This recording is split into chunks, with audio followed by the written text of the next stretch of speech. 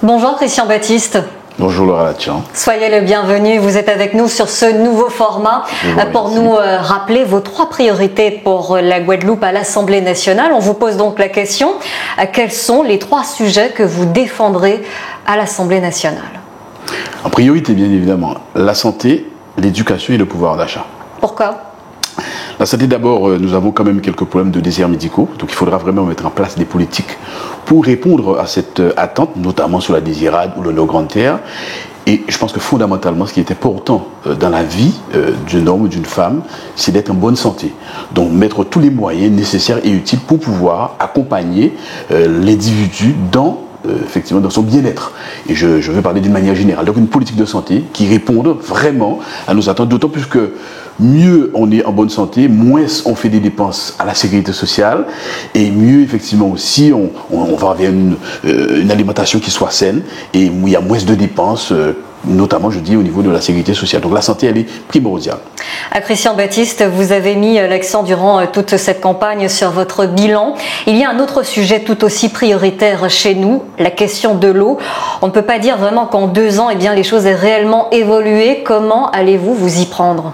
Mais il faut véritablement mettre les moyens financiers, ça on l'avait déjà dit.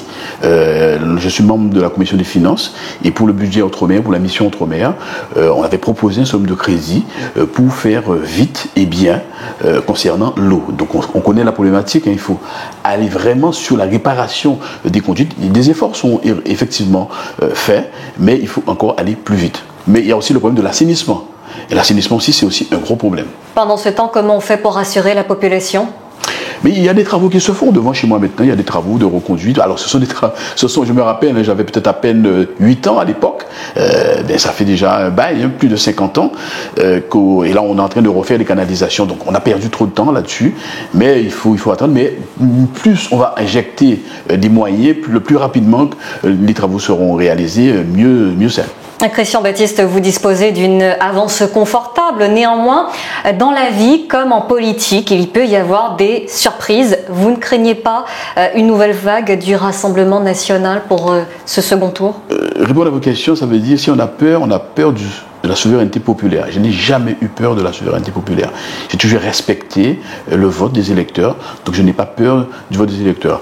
Par contre, je suis très confiant. J'ai une grande confiance dans mon peuple et dans les électeurs et qui me donneront une victoire qui sera très large. D'ailleurs, le premier tour l'a déjà démontré, il reste à confirmer.